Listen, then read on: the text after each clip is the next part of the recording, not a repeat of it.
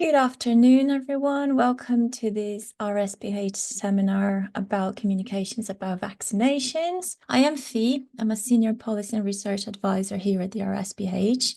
Welcome to our webinar. And this webinar is part of our celebration for the World Immunization Week. Here at the RSPH, we created this theme, Let's Get Talking, because as one of our trustees says, Rachel Isba, the more we talk about vaccines, the better. The structure of the webinar will be the following. I will share some numbers from a survey we did with some people who work with vaccines to warm us up. And then the Questioning Vaccine Discourse project team will share the findings of their research with us. I'm really excited to learn from you, I have to say, because I've read some of the papers you've published and it's really interesting, the discussion you introduce. And by the end of the webinar, we will also have some time for Q&A. So welcome, everyone. Like I said, we will be talking a little bit about the findings of a survey we did here at the RSPH. I am Fee, and the Quo VaDis team is Professor Elena Semino, Professor Alice Degnan, Dr. Sophia Demien, Dr. Claire Hardacre, Dr. Tara Coldman-Patel, and William Dance. Once again, thank you so much for being part of this webinar with us. And we chose this topic, Let's Get Talking, because there's so much research out there showing that the more we talk about vaccines, the better. Conversations about vaccines can influence uptake because it helps people voice their concerns. These conversations create a safe space where people can share their thoughts, and it also helps build trust in the system. And people who work with vaccine know this better than I do. Trust is this key word that we need to talk a lot about. In this little survey we had with people who work with vaccines, we asked them if they thought having conversations about vaccines was more challenging now than it was 2 years ago. And to our surprise, 69% said yes. I say to our surprise because during 2 years ago, 2022, we were still talking a lot about the COVID-19 vaccine. So we thought this was very interesting to see that the conversation is still very challenging. We asked them why, and they pointed out that trust and fake news and conspiracy theories are still a problem when we have conversations about vaccines. And interestingly, a lot of people also pointed out that they don't have as much time as they would like to support people. Some other people said that there are so many more questions now. The volume is so great. And also the material we have is very generic and it doesn't address all the concerns that people have. So they listed those as reasons. And we also asked them, what do you think would make these conversations less challenging? And interestingly, the top 3 somehow relate to communities. One clearly relates to communities, further engagement with local communities, but also training people who you wouldn't necessarily expect to talk about vaccines to be able to have these conversations as well. And having bite-sized information available to people was also shown as an important thing. Some of the solutions pointed out, I particularly loved them. Let's use more videos. Let's use more storytelling. This one I loved because there are so many communities that rely on storytelling to pass information on. Let's have immunization dedicated teams working with families. And let's tell people that it's okay to ask questions. There is a time and a space to do so. And the people we spoke to in our survey, they showed us so many examples on how these conversations can make a difference. Phone calls of people, families with people with learning disabilities to support them. I particularly loved this one, a specialist nurse attending a school and staying in the playground, talking to parents, supporting them with their questions. Having a community clinic on a Sunday to help people in the community. Having a lot of time dedicated to people who are concerned about the MMR vaccine also showed that in the end of the day, these conversations supported the family and they accepted the MMR vaccine. So I just wanted to introduce you to the topic to show that when we talk about vaccines, we can make a difference. So I hand over now to the Quo VaDis. William, it's now to you. Yes, thank you. And thank you once again for being here with us. Thank you, Fee. Thank you, everybody, for coming to this session. I am Elena Semino, and I'm going to briefly introduce the project that you'll hear about today in more detail together with my colleagues. So the project started 3 years ago and is entitled Questioning Vaccination Discourse. The majority of us are linguists, discourse analysts. And what we did in this project, precisely because of the importance of communication and conversations about vaccinations, we combined discourse analysis with a computer-aided approach to large language data sets called corpus linguistics to study a variety of discussions about vaccinations, particularly childhood vaccinations, but you'll hear about COVID as well, in data sets, corpora, drawn from different sources. Social media, Mumsnet and Twitter, and you'll hear about them today. We also have other data sets, for example, from Hansard parliamentary records and news reports. And also we have a data set of anti-vaccination literature from the Victorian period, and you'll hear about that too. The team, you'll meet some of them today, but the team is interdisciplinary. We have linguists, we have a virologist, a political scientist, and someone from the UK Health Security Agency. Here's the outline of the session today. We've structured our session according to 5 questions, and each of us, you see the name, will deal with a question. How do parents express vaccine indecision on Mumsnet, the parenting forum? Has the COVID-19 pandemic changed perceptions of vaccines and how? This is going to be based on Twitter. How can personal narratives help address vaccine hesitancy? How can metaphors help address vaccine hesitancy? And then, is vaccine hesitancy a modern phenomenon? So now I'm going to hand over to my colleague. You need to bear with us. One of us, William, is doing the slides. So if there's a slight hesitation at some point, is it because he's trying to do his best to guess when to move the slides onwards. But I'm now handing over to Sophia for the first question. Hello, and thank you very much for coming to this webinar. So let's start with, how do parents express vaccine indecision on Mumsnet? Mumsnet, if you don't know, is a UK-based parenting website, which has quite a lively community forum, so where members are able to post questions and start threads with a so-called original post. And this then leads to topics of discussion. I'll flag right now that a lot of the things I'll be talking about today actually tie back to what Fee introduced in the results of their survey. So it'll be really interesting to see how we come to similar observations in a very different data set. So how do parents express indecision on Mumsnet? Well, to answer this question, we looked at 422 undecided original posts. And by undecided, we mean posts that express dilemmas, hesitations, and concerns related to vaccination, crucially at the point of decision-making. So on the right-hand side, you have an example of this, and it starts with a question: has anyone researched vaccines and can help me make a decision? And I'll just highlight some of the bits in this kind of post just to give you a flavor of what this might look like.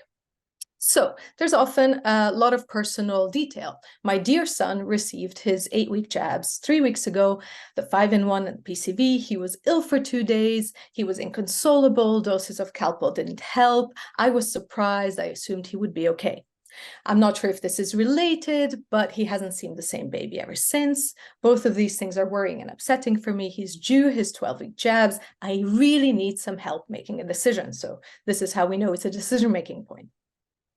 What concerns me is that people say the reaction is worse for the 12-week jabs than the 8-week jabs. Is this true? Is it possible that 6 immunizations are too much for a small baby to cope with? Would singles be better? Can I delay the jabs until I feel he's old enough to deal with them better? Or should I stop vaccinating altogether? I just don't have the time to research, and this person is looking for answers, ending with TIA, which stands for thanks in advance. So for now, just note the number of high frequency sort of interactional features. So these are features in the language that invite engagement, invite a response. Typically, these are questions, but also the thank you in advance, which suggests that you're expecting a response. Now let's focus on what the main factors are in indecision. And we know this from comparing these types of posts with posts that focus on vaccinations but don't involve any kind of decision-making process. So again, this ties in with what Fee said at the beginning. One of the things that still worries parents is combined vaccinations, especially the MMR vaccine. And so this is where discussions of single vaccinations instead of the combined vaccines and the timing of vaccinations comes in. Perhaps unsurprisingly, parents are also worried about side effects associated with different vaccinations. So are the possible side effects of the jabs worse than the side effects of any flu I could get? Dear daughter has already had a reaction to a vaccine, so obviously I have more of a worry. However, the interesting thing about side effects on the next slide is that when side effects are talked about, they're talked about mostly in very generic terms. 60% of references to side effects are completely generic. So there is no specification what we mean. Do we mean a sore arm, a fever, or do we mean behavior changes or autism potentially as a concern? In 30% of cases, there might be some kind of a qualifier, such as saying serious side effects, or I'm worried about long-term side effects. But these are still quite ambiguous. It's not entirely clear what we're talking about. The reason that this is important is because it can contribute to more uncertainty or hesitancy in those reading the posts. So in these fora, you have lots of people who don't contribute, but do read. And it's much easier to superimpose one's own concerns and one's own worries on ambiguous or generic references. And therefore, it might seem like to the people reading the post that others are also concerned about the same things when that might not be the case. Now, another thing that ties into what Fee discussed at the beginning is that parents do seem to find it difficult to identify information that feels reliable and actually alleviates the doubts that they have. Does anyone know of where we can find links to arguments for both options from proper, reputable medical sources? I've read all the info on it, but I can't make up my mind. And what this seems to relate to is the specific personal family medical histories that people bring. So like the example post, which started with the personal history. So basically, I have a 12-month-old baby, anaphylactic to milk, eggs, and other stuff. He was fine until his baby set of immunizations, but. And so it seems that people might find it difficult to relate the generic information that's out there that Fee mentioned to their own specific circumstances. So I'm going to wrap up quickly. Basically, we know that there are lots of interactional features in these undecided posts. And that means that this is a point where people actually want to engage. So these decision-making moments are opportunities for intervention. The indecision is linked to sort of personal networks, personal circumstances, and specifically medical histories and generic concerns about side effects. And people's own research doesn't seem to help. It doesn't allay the doubts that they actually have. People find it hard to apply general information to their specific circumstances, especially in relation to the personal and family medical histories. And there is an active desire to find reliable information and to hear personal experiences that might match one's own. This is where storytelling seems to be important in this context as well.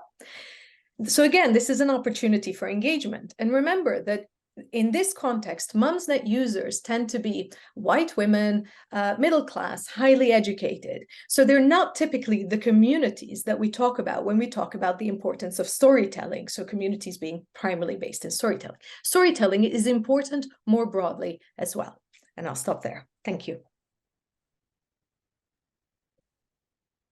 Okay, hi everyone. My name's Tara, and I'm going to be taking you through a study that we have done into the discourse surrounding the COVID-19 vaccine and the MMR vaccine on Twitter. So moving to the next slide, I'll start with the data that we used. We built a very large data set, or corpus as we refer to it, of tweets that contain the word MMR and a variation of the word vaccine. So vax, vaccine, vaccinated, etc. Once we built the data set, we split it into two. So we have a pre-pandemic corpus. This is comprised of tweets published between January 2008 and the end of 2019. And then we also have our pandemic era data set. And this is comprised of tweets published between January 2020 and the end of 2022. Now, when it came to our analysis of this data, we wanted to start with the pandemic era corpus, and we wanted to focus on what happens in tweets that mention COVID alongside the MMR vaccine. So we did a simple search for COVID wildcard, which picks up COVID and COVID-19 to see where it's being used, how often it's being used, and in what context it's being used. So COVID wildcard occurs 26,061 times in a total of 22,792 tweets within the pandemic era corpus. So we carried out an in-depth qualitative analysis of these tweets, and we found a really interesting phenomenon where in approximately a quarter of cases, the COVID vaccines are being compared to the MMR vaccines in an unfavorable manner on the basis of efficacy. So because the COVID vaccines don't necessarily prevent you from becoming infected with COVID, individuals on Twitter were viewing this as a negative, so much so that they were undermining and questioning the status of the COVID vaccines, questioning the status of COVID as a vaccine, so kind of expressing the skepticism towards it. And when we were doing this analysis, we observed a variety of different linguistic expressions and word combinations that individuals would use when they were questioning or undermining the COVID-19 vaccine status. So these expressions were not a vaccine, so it's not a vaccine, it's a prophylactic treatment in case you get it, vaccine in scare quotes. On the next slide, we have a variety of adjectives plus the word vaccine. So actual vaccine, proper vaccine, real vaccine, true vaccine. We have variations of the word define. So define, defining, defined, etc., and vaccine. This is there because individuals would really get into the weeds of what does and does not constitute a vaccine. And does the COVID vaccine meet the criteria for various different definitions of vaccinations out there? And then we have the word shot, and this was something that surprised us. We had not seen this in any of the other studies that we'd done, where individuals would differentiate between a shot and a vaccine. More specifically, shot was used as a pejorative and presented as an inferior medical treatment to a vaccine, as you can see from this example tweet here. So when we were exploring these linguistic expressions, what we were looking for here was instances where shot and vaccine co-occur, so we could see when they're being differentiated. And then we also looked at shot and COVID where they co-occur, and shot and flu, because we noted that COVID and flu were routinely being used, were routinely being referred to as this pejorative shot. So we had established these linguistic expressions of vaccine skepticism. And what we wanted to do next, moving forward with the analysis, was to expand it. And so we took the linguistic expressions and we looked at them in use in the pre-pandemic corpus and in the pandemic corpus to look at how often they're being used to undermine or question the status of a vaccine, whether or not the instances in which they do that, it fluctuates over time, or is it concentrated to a particular period, like the pandemic period, for example. And also we wanted to see which vaccines were being undermined or questioned via the use of these terms. So if we look at the results, they're really quite interesting. In the pre-pandemic corpus, we have only 29 instances where these expressions are used to undermine or question the status of any vaccine. And this is an 11-year corpus, so that's not a prevalent pattern, 29 instances. But when we move to the pandemic period, we have a different story. We have the increasing use of these expressions being used to undermine or question the status of a vaccine. We have 5,220 instances where they do this, so a massive difference. The table on the right just breaks down each individual expression in the pandemic period and how often they're each used to undermine or question the status of a vaccine. And then in terms of which vaccines were involved, which vaccines were being undermined, in the pre-pandemic period, we have the flu vaccine, the swine flu vaccine, and the MMR vaccine. But remember, this only happened 29 times in 11 years, so it's not really a prevalent pattern. And in the pandemic period, on the other hand, where we do have a prevalent pattern of this, it is predominantly, as I alluded to before, the COVID-19 vaccine and the flu vaccines that are being undermined and questioned via these terms. So moving to the next slide, as I mentioned, we were also interested in looking at how these linguistic expressions, when used to undermine the status of a vaccine, are used over time throughout the pandemic period. Are they concentrated to a particular time period, or are they evenly distributed throughout the 3 years? So we divided the 3 years into six-month periods, and we relativized all the raw frequencies to instances per 10,000 tweets. And you can see with this table that the linguistic expressions, they occur at different rates, but they follow a similar trajectory where their use increases over time with a few peaks and troughs here and there. So it does seem that not only is undermining the status of a vaccine via this term a pandemic era phenomenon, it tends to become more prevalent as we move throughout the years with a few fluctuations here and there. So finally, just to conclude, in the pandemic period of our data, so 2020 to 2022, tweets containing the word COVID wildcard in a corpus of tweets about the MMR vaccine demonstrate an increasing tendency to compare the COVID vaccines to the MMR vaccines in a manner that's negative towards the COVID vaccine and positive towards the MMR vaccine on the basis of efficacy. A in-depth analysis into a set of linguistic expressions of vaccine skepticism revealed to us that the COVID vaccines and the flu vaccines were commonly being undermined and questioned via the use of these terms. And additionally, we noted a marked contrast between the term shot and vaccine, where they were differentiated between, and shot was used as a pejorative and presented as this inferior medical treatment, and flu and COVID were the vaccines being labelled as this pejorative shot, whereas MMR was labelled as the more positive vaccine. And finally, these expressions were rarely used in this way in the pre-pandemic period. It really does seem that with our data, with these expressions, they are used to undermine or question the status of the COVID vaccine and the flu vaccine in the pandemic period. That's everything from me, and I'll hand over to my colleague.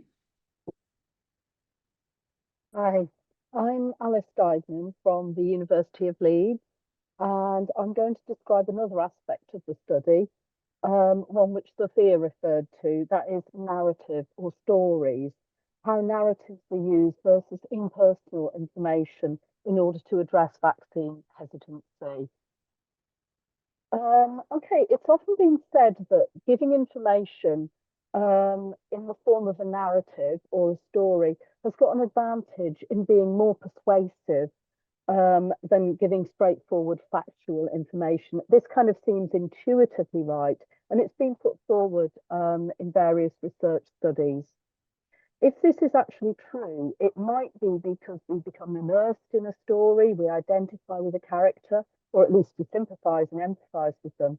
So as it were, we go along with them, and we tend to be less resistant to the line that they're giving us as part of their story. We tend less to argue with them than we might do with information. Now, our data have allowed us to see what happens in naturally occurring and non-experimental conditions, because an awful lot of this research, in fact, is from lab-based studies. And we, of course, had data that had been produced in a naturalistic environment. So we looked at what resistance we found to narratives as opposed to information. So we went through the HPV vaccination section of our data on Mumsnet to find online threads in which the original post had indicated indecision about getting their daughter vaccinated. And we identified 5 such threads where the original poster had said that they weren't sure whether or not to get their daughter vaccinated. We were looking for ones where they eventually made a decision. And this generated over the 5 threads, 520 posts, which we analysed. And here are some examples of narratives and information that we found from those. So the narrative here at the top of the slide is taken from the extract on the previous slide, explaining how somebody still contracted the HPV virus. And the information is typical of the kind of informational responses that people would put, giving facts and figures and so on. So we were looking for these and we analysed these. Okay, the original indecision post generated, in fact, very similar levels of narrative and information in responses in the subsequent posts.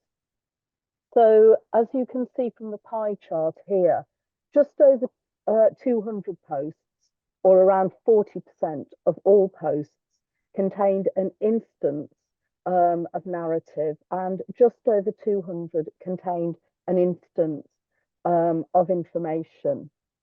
15% contained both, and around a third contained neither. So in terms of whether people were using narrative or information in response to indecision, there wasn't a strong pattern. It was more or less evenly spread. People gave stories and people gave information. So we then looked at how other posters and the original poster actually responded to the narrative or the information. And we looked at signs of engagement and what kind of an attitude that engagement expressed.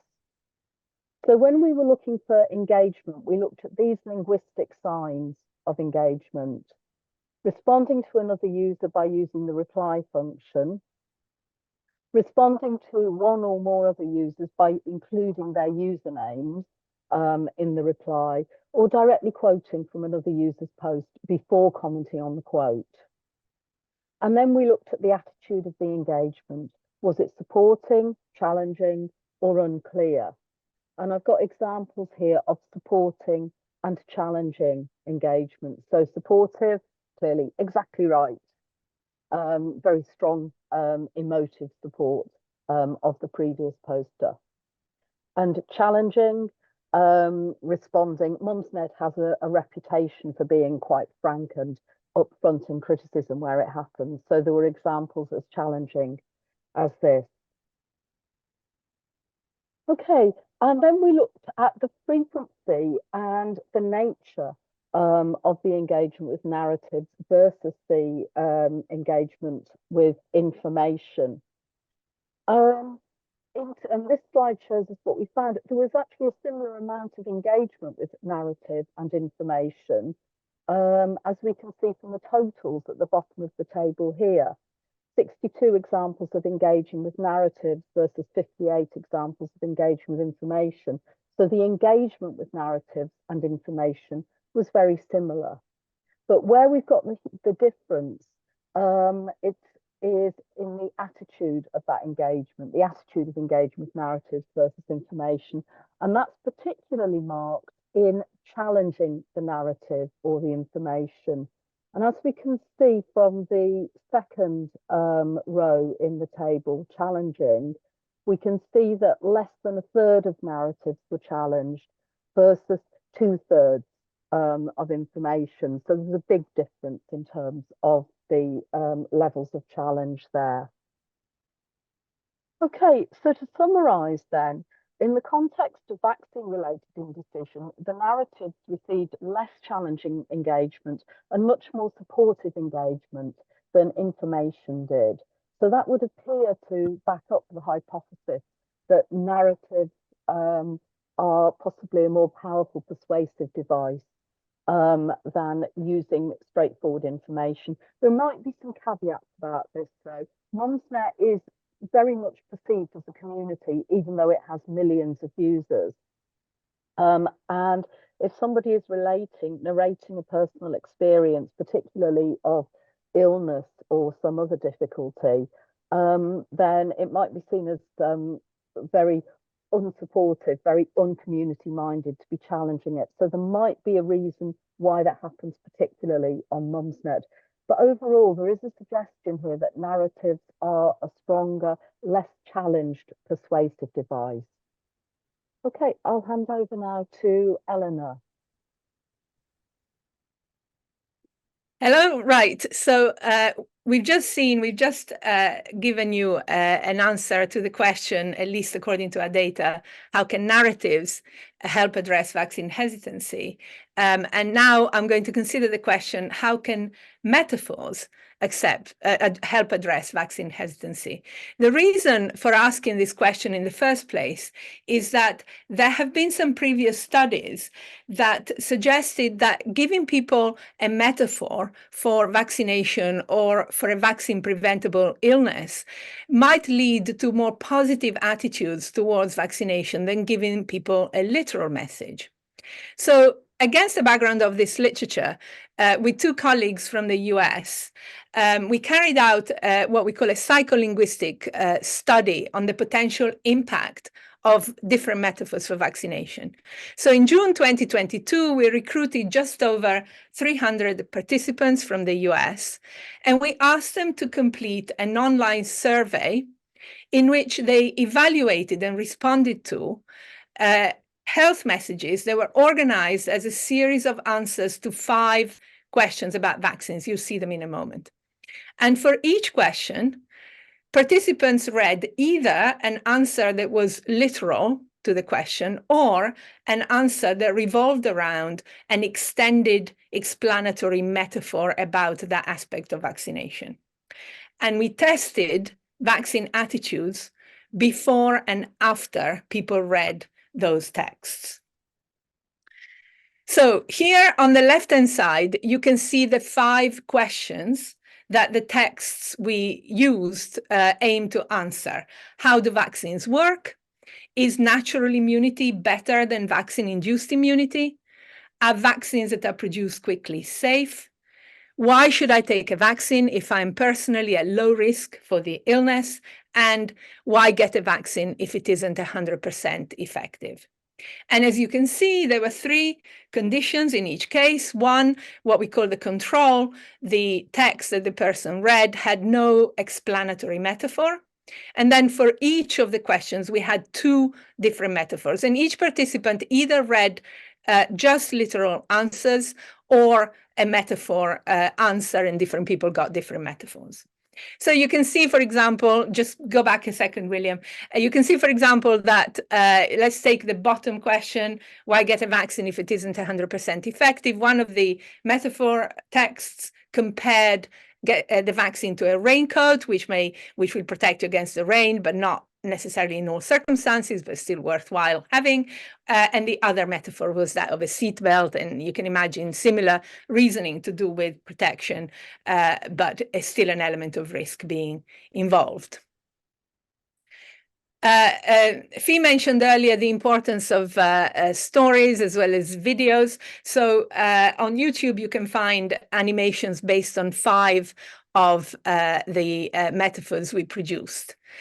In terms of findings, however, so there's a paper with all of the findings, but what I want to flag up here is this. Overall, vaccine attitudes improved after reading the texts under all conditions. And actually, interestingly, they improved more in the people, we asked them about vaccination experiences, in the people who said they hadn't received a COVID booster. So if we take all of the metaphor conditions together and contrast them with the literal conditions, we did not find a difference in terms of the extent of improvement in vaccine attitudes. However, for one of the questions, the one you have in front of you, we did find a greater improvement in the metaphor conditions. So the question here was, is natural immunity better than vaccine-induced immunity?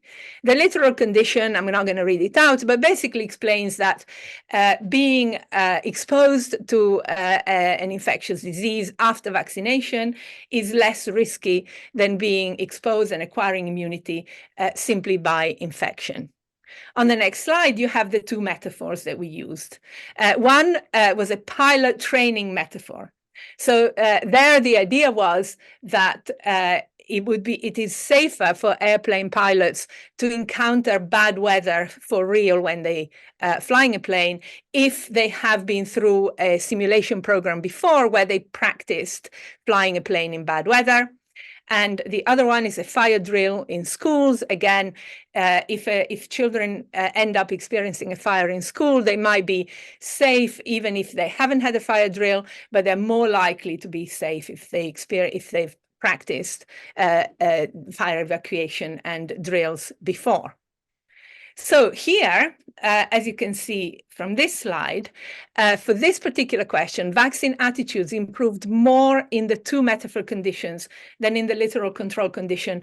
In the figure on the right-hand side, the gold line shows the improvement in vaccine attitudes for the literal condition, and the blue line shows the improvement in vaccine attitudes in the 2 metaphor conditions combined, and you can see that the blue line is steeper, and this difference is statistically significant. So in this case, exposure to metaphor caused a statistically significantly higher improvement in vaccine attitudes than being exposed to a literal text. But then we had another question, another component of the survey, which involved this question. How would you respond to a friend who asked you, and then one of the 5 questions, and people answered this for each of the 5 vaccine-related questions. And the reason why we had this was that, as Fee said at the beginning, social interactions about vaccinations with your friendship group, your kinship group, are very important in decisions about vaccinations. We analyzed the answers in some detail, but here I just want to show you one thing that we weren't necessarily expecting. And that is that when people were exposed to a metaphor, they ended up writing longer answers to the question, how would you respond to a friend? So on average, people wrote 18% more words in the metaphor conditions combined than in the literal conditions. And what you have here, the green bars give you the percentage extra words in each of the metaphor conditions as compared to the literal conditions. So in some cases, people wrote nearly 30% more words if they'd been exposed to a metaphor. And given the importance of these conversations, it was interesting for us to see that if you give people a metaphor, they seem to have more to say when they imagine talking to a friend about vaccination. We're going to check this result again in a new study. So to summarize, we have found that in the context of these brief health messages that we expose people to, vaccine attitudes overall always improved, and metaphors neither enhanced or reduced this improvement if we took all the metaphors together, but at least for the topic of natural versus vaccine-induced immunity, metaphors seem to work better to improve vaccine attitudes. And for the final result that I showed you, at least in this study, metaphors seem to be more helpful than literal language in facilitating further social communication about vaccines. Okay, and now I'm going to hand over to William for the final bit. Okay, hello everyone. My name is William Dance, and I'm going to be looking at historical perspectives of vaccine hesitancy and answering this question: is vaccine hesitancy new? So, to give some historical background to this question, vaccination against smallpox was made compulsory for babies in England through a series of vaccination acts between 1853 and 1907. This, perhaps unsurprisingly, caused a large and also organised anti-vaccination movement across the country. So, for example, in Leicester in 1885, it is estimated that around 100,000 people attended an anti-vaccination rally. So, to understand historical perspectives of vaccine hesitancy, and specifically anti-mandatory vaccine attitudes, we created a 3 million word corpus of anti-vaccination materials from that period.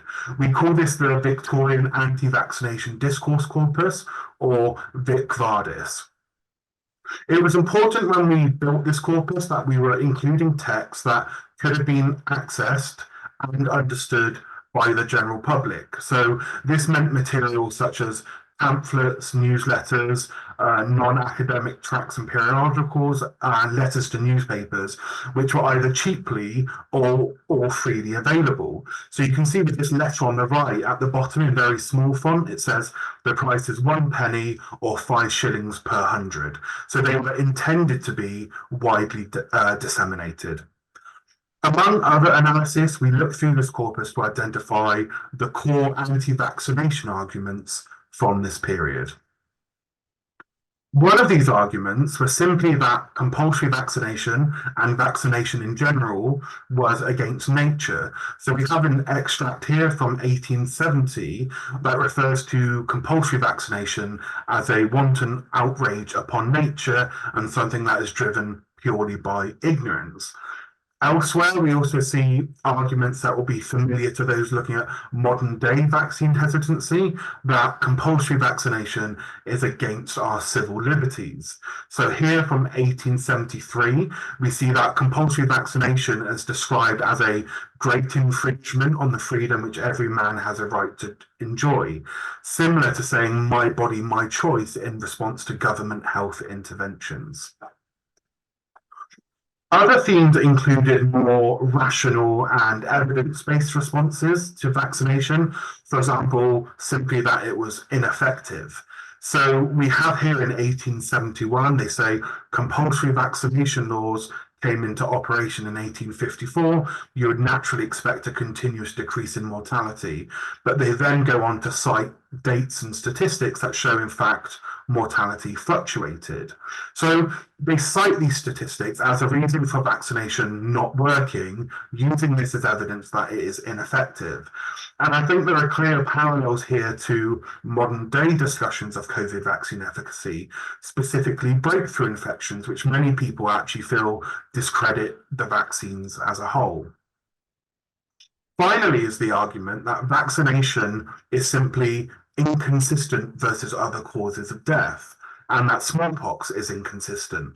So in this example, the writer says the government decrees compulsory vaccination because people die of smallpox, but they go on to say, but more people die of overeating, so why not compulsory limitation of food?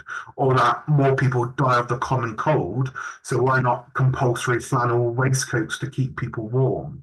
So this so-called whataboutism, the practice of responding to something by making this kind of counter accusation or raising a different issue, again has parallels to modern day COVID vaccination discussions.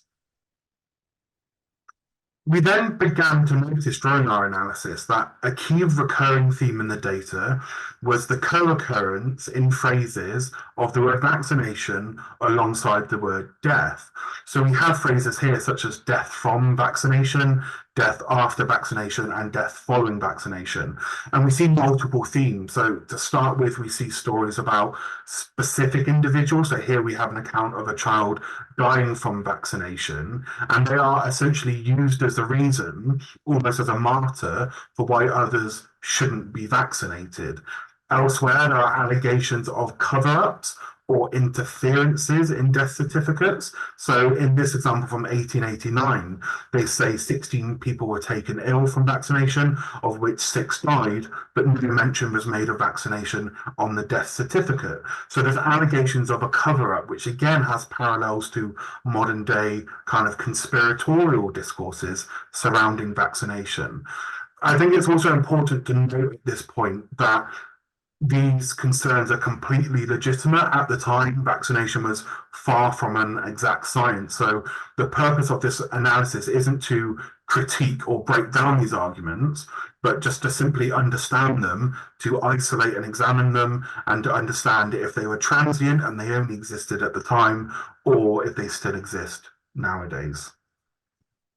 So to conclude, we can see clearly in this data that vaccine hesitancy is not only not new, but there are many parallels between the discussions we have seen so far in this presentation using contemporary data and the historical documents that we included in Quo VaDis. The purpose of this corpus was to make it possible to systematically study and analyze anti-vaccination arguments from the Victorian era, something which I've gone over briefly here. The corpus, this data set, is also openly available for anyone to use. So if you go to the link on the screen there, or simply Google Quo VaDis Lancaster, anyone can download and explore the data themselves, or you can expand it and contribute to it further to develop the data set further. And that is everything. Thank you very much for listening. Well, thank you all for sharing all your research findings. I have quite a few questions for you, if you don't mind. And for everyone who's watching us, feel free to pop your questions on the Q&A button down.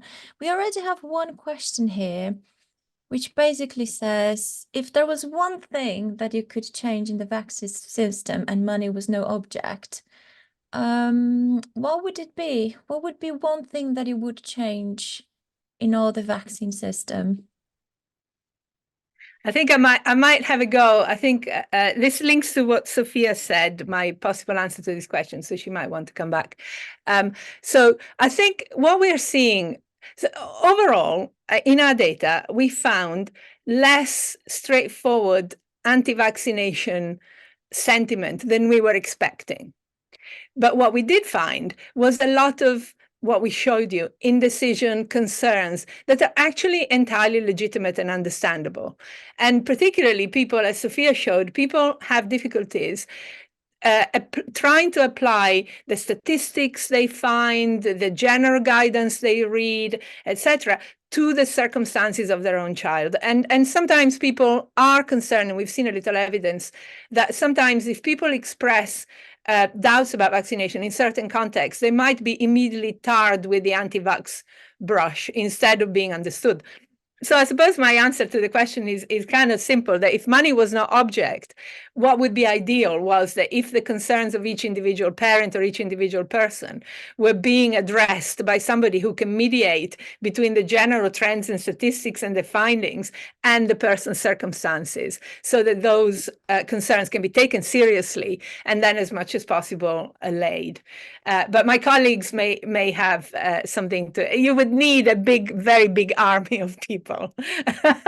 But the person said money no object, so that's my money no object answer. I think I would completely agree with that. Perhaps we need to start quite early, maybe even in schools. So partly because we've got obviously pupils receiving the HPV vaccination in schools, so they may have concerns of their own. But then those pupils are potentially the parents of the future who will then be making vaccination decisions on behalf of their children later on.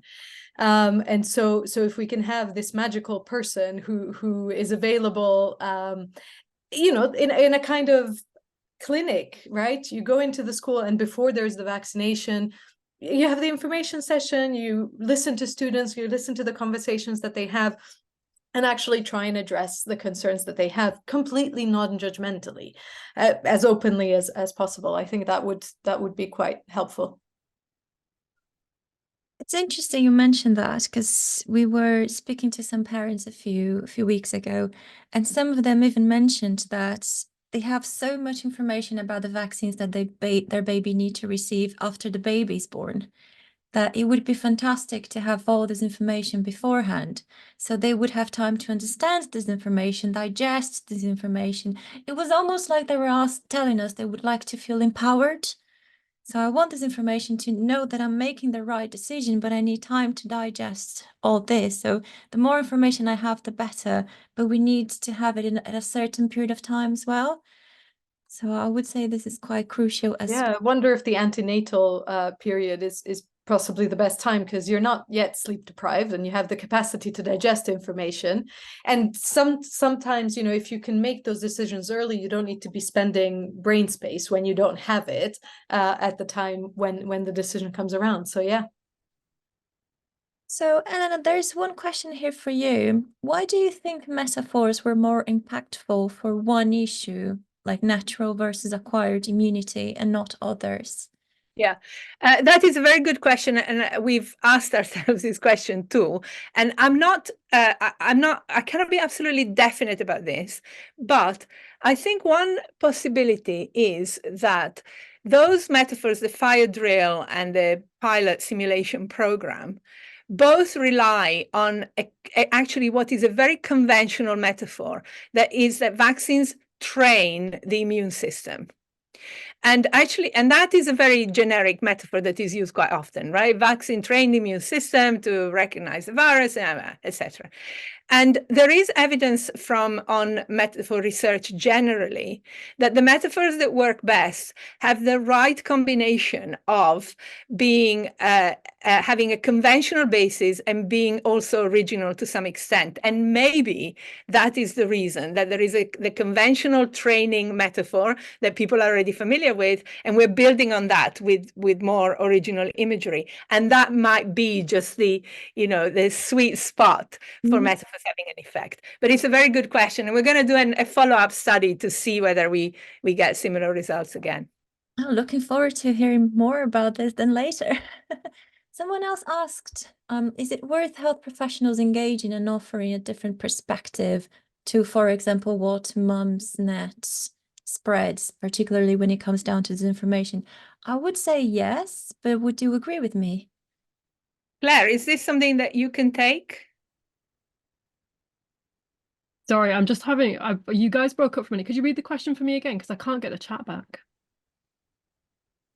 So they want to know if it's worth health professionals engaging and offering a different perspective to what people see in Mumsnet, because it seems so I think sort of this is going to tie back to Eleanor and Sophia's points, which is The problem, I don't think, is the sheer amount of information that's out there, because actually there's a staggering amount of information out there. And we know that lots of it's good quality and it's, you know, controlled trials and what have you. And people will say in their posts on these various forums, you know, I've gone and read stuff and I'm overwhelmed. Actually, there is so much out there. I don't have the time. So there's a time poverty issue. And I don't have the expertise to validate the credibility of some of this research. So trying to help people, sort of, it's kind of a combination of a science literacy issue, a vaccine literacy issue, a time poverty issue. And if you had just another voice added to that wasn't helping that person in that context, it just becomes yet more information. And it's that ability to kind of be able to say, that voice is speaking to me about my particular problem, my particular scenario, rather than here's just another person or here's something else I have to do.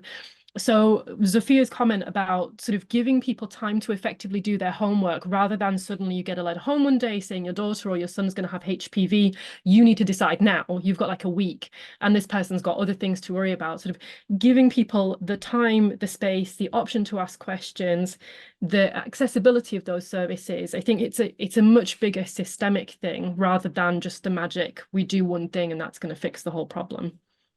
Interesting you say this, Claire, because again, talking to parents, and it kind of goes along what William was saying. Some people are complaining that what we are creating in the vaccine system is a system of fear. If I don't give the jab, everyone is going to die, everything is going to be negative. People don't have the time, the space to think about what they need to do. Things nowadays, with so many vaccines, and now we know more vaccines are going to be introduced to the childhood immunization schedule. It seems like people, they're not against the vaccine. They just need time to understand what's going on. Yeah. I have one more question, quite interested here. Will it be possible to substratify the linguistic findings by ethnicity, religious affiliation, or even cultural groups? Is it possible to divide the findings by who is saying what? I'm happy to do this one, or... Take it, Claire. Okay, so it depends on the background, the forum in question, the level of disclosure and what have you. So unsurprisingly, when we went for our data, we obviously had lots of ethical concerns about making sure that people in the data were properly protected. And so you have your initial issue around extracting information about people from that data, because then you start to run the risk that you're going to unwittingly disclose identities or what have you. So the other issue that you have is, if you go, even if you wanted to, even if it was ethically okay to do this, let's say you go onto a forum like Twitter, for instance, you have people putting in their bios, you know, that their location is the moon or the White House or what have you. So people will disclose stuff about their identity that's not actually true, or they're, you know, that they're in New York because it's aspirational, or maybe they were from New York 25 years ago and they've lived in the UK for the past 25 years. So yes, it would be fascinating and it would be incredibly insightful, but even if you do derive some of this information, so for instance, we've had a lot of questions about regionally, could you look across the UK and see what, say, the vaccine attitudes are like in the north versus the south? You can sort of get that from bios and you can hope that that's relatively accurate, but you're working in a much murkier, less distinct area. Whereas if you had, for instance, if you had something like, for instance, Facebook, where you have a huge amount of ethical clearance and you've been able to get everyone's consent of all of these people who are involved and then their names and addresses and what have you, you could then do something much more targeted, but the likelihood that you're going to get anything like a reasonable data set is practically nil. So it's a tension between protecting the participants and doing what you can with the data that's out there, and the fact that people disclose stuff about themselves that's not necessarily true, versus having all of that disclosure and probably having a minuscule data set at the end of it. So it would be brilliant, yes, but it's really difficult. Yeah, we need to be careful when we talk about ethics, don't we? Absolutely. I have a question, that this one is mine, because I was thinking while you were talking about your findings that there seems to be certain vaccines that people talk a lot about, MMR and COVID and HPV, but there doesn't seem to be the same controversy to the 3-in-1 or to other vaccines that have been around for a while too. Do you have an idea why? I don't know if Sophia can answer this. I mean, Sophia is also dealing with the baby live as we're having this session. The But hearing. Yeah, you looked at, there we go. You looked, are you able to answer this? You looked at mentions of vaccines and indecision on Mumsnet over time, but really, if this is a bad time, I'll have a go. It's okay. She's got something to play with. In terms of the why, we only know what people tell us, because we don't have the opportunity to go back and ask questions. So they didn't particularly say why certain vaccines were more concerning, or rather not generally. We have evidence that the MMR vaccine is more concerning because the Wakefield controversy of 94, was it, still has a relatively long tail. And that's potentially more problematic in online contexts where people can go back quite sometimes a decade or more and look at discussions from many years ago and sort of make the assumption that that's all still relevant, maybe not see the updated discussion nowadays. So there is that for the MMR. You're quite right that we didn't see the same kind of level of concern for the 3-in-1, but the 6-in-1 was mentioned in the same kind of sense of combined vaccinations versus singles vaccinations. So I think part of it is related to what happened with Wakefield. Part of it is related to the idea that too many vaccinations at once might be problematic, and that then applies to combined vaccinations. And then with COVID, it's more the novelty. So it depends a little bit on the vaccine, why it comes about, or why more discussions come about. Interesting, thank you. And it's already 5 to 2. So before we go, I have one more question for you. What is the key takeaway that you would like people who are watching us to take home from this webinar? What is the thing that you think is the most important for them to learn? I'm going to have a go, and then my colleagues can ask. I think the key takeaway for me is that it is worth looking at naturally occurring discussions of vaccinations alongside the answers that people give in surveys, in interviews, etc., because we are getting the kind of unvarnished, spontaneous concerns that people have. And because people sometimes are worried about being perceived as anti-vax or conspiracy theorists, they don't necessarily express all those concerns in other contexts. So I suppose we would say this because we do this kind of research, but looking at that is important. And the other thing for me is that a lot of people's concerns are reasonable and legitimate, and they're very much about trying to navigate their own personal circumstances. As I said, we found very little of what might be perceived as, extreme anti-vax sentiment. But I don't know if my colleagues want to add anything. For me, those were the most important things. I think probably all I would add is that people really do want to engage. They do want the information, but they just feel absolutely overwhelmed. And I mean, there's so many threads on places like Mumsnet where people are saying, please help me. God, this is crucial. This is really important. And I need to make the decision. Give me the information that will reassure me in either direction. And probably the other point that I would bring in, which is something else that we looked at as well, is that sometimes often we imagine the concerns are medical histories, but these people are also navigating really complex social interactions. So it could be, my mother-in-law is anti-vax and she's a very domineering personality and she's going after me and telling me that I'm wrapping my children in cotton wool. So people are not just navigating straightforward medical concerns, they're trying to work around all of the people around them as well, have a quiet life, get on with their, just doing everything. And so it might not be, is this a bad, vaccine medical reasons, but is this going to cause more aggravation for the next 25 years of my life than is actually worth the risk or whatever? So it's complex. It's not just give information, because that won't address lots of people's issues. I think something I would add as well is that we have a lot of evidence of individuals being confused about what a vaccine actually is and what the definition of a vaccine is, particularly with our Twitter study.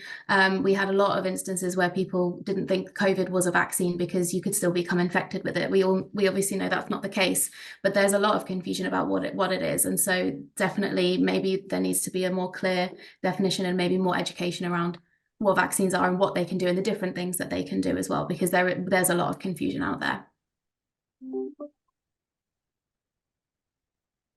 Interesting, isn't it? And it's it all can be addressed. I think that's the key thing to me. If with the right support and with the right conversations, with the right information, it all can be addressed. Did you want to say I was just going to say, I think that comes back to your motto of let's keep talking. I'm totally biased because I could talk about vaccines nonstop for weeks to my friends' delight. But yeah, the more we talk about it, the better, really, like Rachel says, because it's more than just offering support, it's offering people this window of opportunity for them to address their concerns and for them to understand that it's okay to have questions and it's okay to feel uncertain about something. So I think that's, oh, it's already 2 p.m. I don't want to take much of people's time. So thank you all so much for sharing your research findings and for this lovely conversation. Thank you everyone who's been watching us. If you have any questions, feel free to send them to policy@rsph.org.uk. We're going to circulate a little survey after this, so you can tell us what you thought about this webinar, and you'll be getting this on your email soon. Once again, thank you all for being part of this webinar. Elena, Claire, Tara, Alice, William, Sophia, lovely to talk to you once again. And let's keep the conversation going. Thank you very much. Have a lovely weekend, everyone.